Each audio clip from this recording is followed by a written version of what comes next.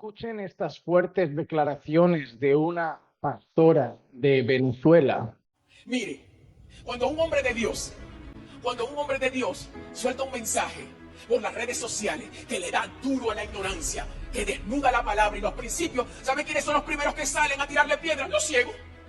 Escúcheme, cuando un predicador de Dios sale dando una enseñanza de los diezmos que están vigentes, que es un principio en Dios y que nunca cambiará, los primeros que salen son los ciegos y los tacaños. Todos los comentarios que usted escuche o lea allí en contra de esa enseñanza, todos esos están ciegos. Yo no tengo que esconder mi postura y posición sobre el tema de las pastoras. Ya es algo de lo que he hablado públicamente en las redes y tanto en mi canal como en estudios bíblicos de la iglesia pueden encontrar material sobre ese asunto a la luz de la palabra de Dios. Pero en este caso no quiero hablar de la posición de la pastora, quiero hablar de su comentario, porque me es indiferente haya sido una mujer o un hombre, lo que quiero analizar es lo que dice. Al principio, todo parece muy contundente, ¿no? Habla como quiénes son las personas que se enfadan cuando un hombre de Dios sale exponiendo una verdad, cuando un hombre de Dios sale exponiendo la palabra. Y ella dice que son los ciegos, es decir, aquellos que no comprenden la palabra, aquellos que no entienden la palabra, aquellos que no son capaces de aceptar la palabra, son los que se rebelan contra la palabra. Si cualquier persona en un púlpito estuviera diciendo eso, nosotros estaríamos aprobándolo, nosotros lo estaríamos diciendo que sí, que es verdad, ¿no? Es cierto. Normalmente quien se rebela contra la palabra es quien no acepta la palabra.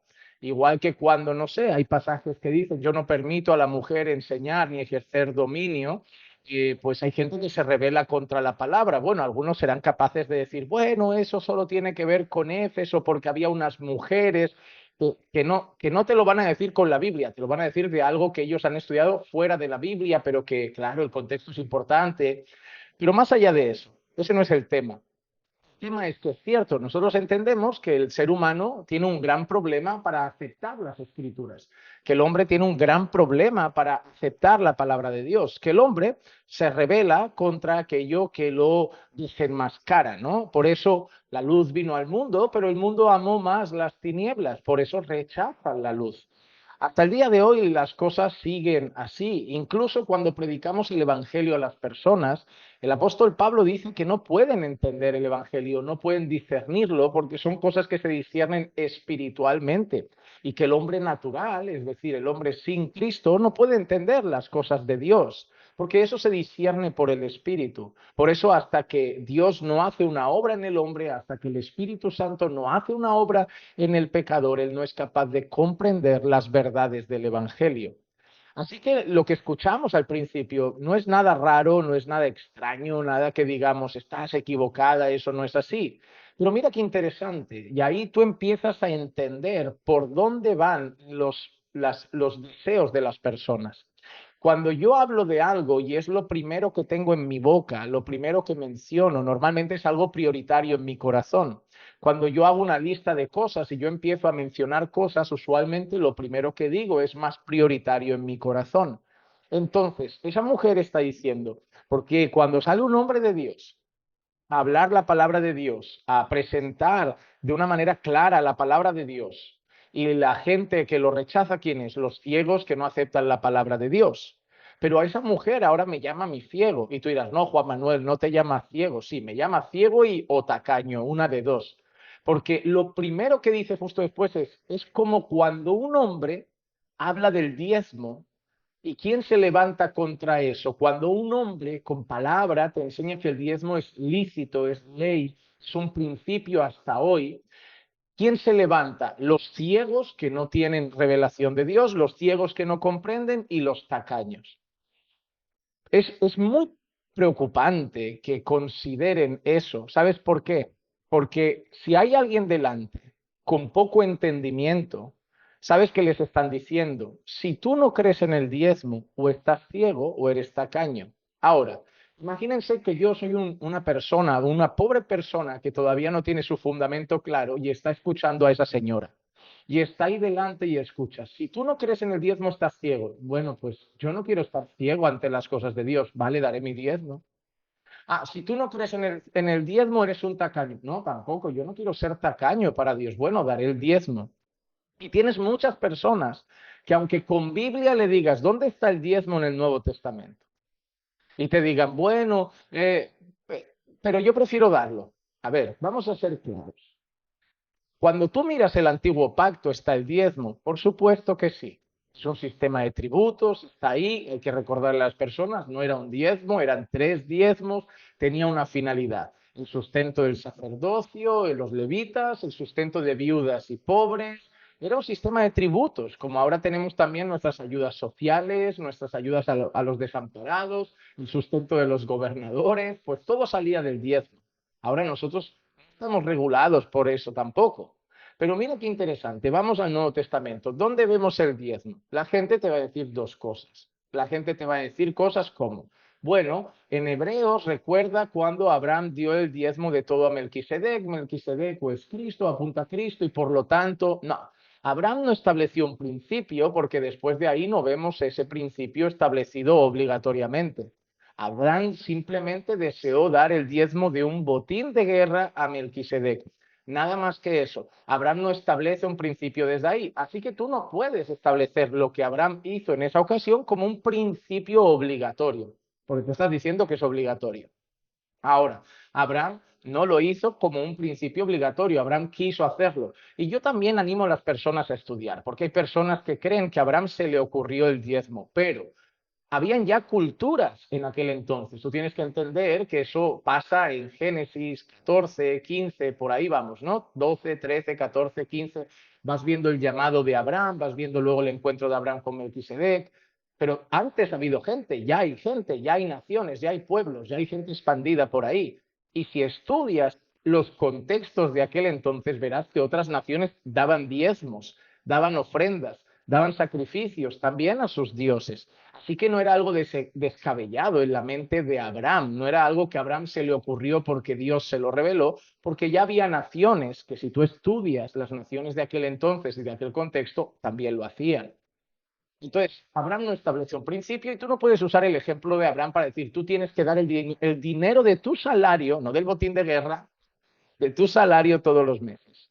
En segundo lugar, hay gente que utiliza las palabras de Jesús a los escribas y fariseos. Diezmáis la menta y el eneldo, pero no practicáis la justicia, la misericordia. Haced esto sin dejar de hacer aquello otro. Por lo tanto, eso tampoco sirve. Porque Jesús está hablando con unos escribas y fariseos. Y el contexto, y es evidente en el pasaje, el contexto del pasaje es Jesús echando en cara una cosa que muchas veces le ha echado en cara a los fariseos. ¿El qué? Que son hipócritas, que hacen prácticas externas, pero por dentro están llenos de odio, de maldad y de muerte. Por lo tanto, está condenando la hipocresía de los fariseos. Y obviamente Jesús nunca le diría a un fariseo de aquella época que llevaba sus diezmos al templo, a los sacerdotes, a las personas de allí, no le diría que no lo haga, porque Jesús tampoco le dice a ningún fariseo de entonces que deje las prácticas de la ley, solo condena su hipocresía. Así que Jesús no sirve como principio para establecer el diezmo obligatorio. Abraham no sirve como principio para establecer el diezmo obligatorio. No le digan a las personas, ah, pero el diezmo era la ley. Y la gente te dice, ya, pero Abraham lo dio antes de la ley, Jacob lo dio antes de la ley. Entonces, aunque no estemos en la ley, el diezmo sigue. No inventen historias, por favor. No inventen historias. No intenten sacar esos textos al presente. Porque ahora yo les hago una pregunta. Miren, si usted va a una iglesia donde su pastor dice que es obligatorio dar el diezmo, yo le hago una pregunta para que usted le haga a su pastor. Hágale solo esta pregunta a su pastor. Pastor, ¿por qué el diezmo sí y lo de la comida no? Porque la mayoría de sus iglesias el pastor come chancho, ¿verdad? ¿Le llaman chancho ustedes? Cerdo, puerco, come cerdo, come camarón, come gambas. Ahora, pregúntele a su pastor, ¿por qué el diezmo sí, pastor, y la comida no? Ah, porque Cristo cambió las cosas. Ah, Cristo cambió las cosas. Pastor, una cosa, ¿por qué el diezmo sí, pero los rituales de purificación de la mujer con la menstruación no? Porque la ley establece que cuando una mujer está en su periodo menstrual, está impura, todo lo que toca es impuro, luego tiene que hacer un ritual de purificación. Pastor, ¿por qué nuestras mujeres cuando tienen la regla no tienen que hacer el ritual de purificación, pero el diezmo sí? Ah, pastor, ¿por qué los sacrificios no, pero el diezmo sí? Ah, pastor, ¿por qué esta parte de la ley no, pero los diezmos sí? Solo ponle toda la ley a tu pastor delante y le, pastor, ¿por qué esto no lo hacemos? ¿Por qué esto no lo hacemos? ¿Por qué esto no lo hacemos? ¿Por qué esto no lo hacemos? ¿Por qué esto no lo hacemos? ¿Y por qué el diezmo sí? Y yo, que me cuente usted lo que su pastor le dice y me deja en los comentarios. Juan Manuel, mira, mi pastor me dijo que el diezmo sí por esto. ¿Y qué le va a decir? O le va a hablar de Jesús con los fariseos, o le va a hablar de Abraham o de alguien en el periodo previo a la ley, pero al final lo que va a hacer es dar una vuelta para seguir, y lo siento mucho, sacándoles el dinero a la fuerza. ¿Qué vemos en el Nuevo Testamento? Que cada uno dé como propuso en su corazón, no con tristeza porque Dios ama al dador alegre. Cada uno dé conforme Dios le haya prosperado. Entonces nosotros vemos que se recojan ofrendas, dice Pablo, que estén las ofrendas recogidas para que cuando yo vaya no se tengan que recoger. Recoged ofrendas para las necesidades de los santos. Así que se siguen recogiendo ofrendas para el avance del Evangelio, para los gastos que conlleva todo lo que hay alrededor del Evangelio, las misiones. ¿O se creen ustedes que Pablo no era sustentado con ofrendas? Ah, no, Pablo trabajó, en algún momento trabajó, hizo tiendas, todo lo que ha hecho falta con estas manos me han servido, pero también muchas veces van a ver a Pablo decir que tengo abundancia, estoy bien abastecido. Así que Pablo también era sustentado con ofrendas y él agradece mucho la hospitalidad de personas a lo largo de los libros. Entonces nosotros vemos eso, vemos la ofrenda como un principio para la iglesia en el Nuevo Testamento, pero no vemos el diezmo. Entonces, si yo por decir esto estoy ciego, soy tacaño, ¿no será que más bien lo que hay en el corazón de esa mujer, de su iglesia, de sus pastores, es codicia, amor al dinero? ¿No será que simplemente eso es lo primero que nace? Mira que podrías haber dicho, la gente se enfada cuando un hombre de Dios habla la palabra, y podría haber dicho el evangelio, arrepentimiento, santidad, y lo primero que dice, el diezmo, se enfadan del diezmo. ¿Por qué? Porque la boca habla de lo que el corazón está lleno. Y tristemente hay muchas congregaciones que es dinero todo el día. Diezmo por aquí, ofrenda por allá, pacto por allá, primicia por aquí. Hermano, te voy a ser honesto. Si estás en una iglesia donde el dinero es el tema principal y notas que es el tema principal, sal de ese lugar. Porque no debe ser así.